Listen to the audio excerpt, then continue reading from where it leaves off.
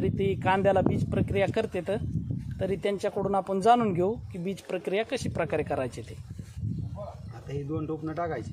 बोल ना. हे आता 2 टोपणं टाकीत आहे. रॅपिडॉन पावडर 2 टोपणं टाकीत आहे.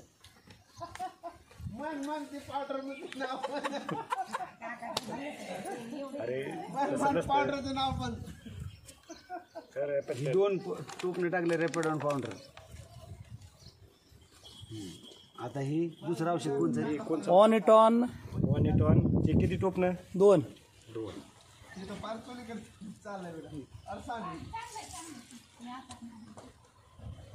बस का?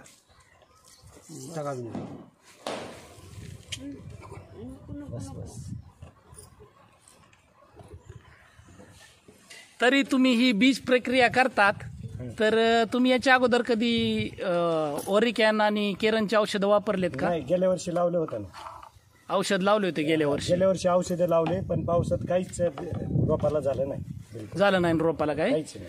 म्हणजे त्याच्यामुळे तुम्ही या वर्षी वापरतात का? ह्या वर्षी आता ह्याची फवारणी बी हीच करणार आणि लावणार बी हीच. बर करा बीज प्रक्रिया.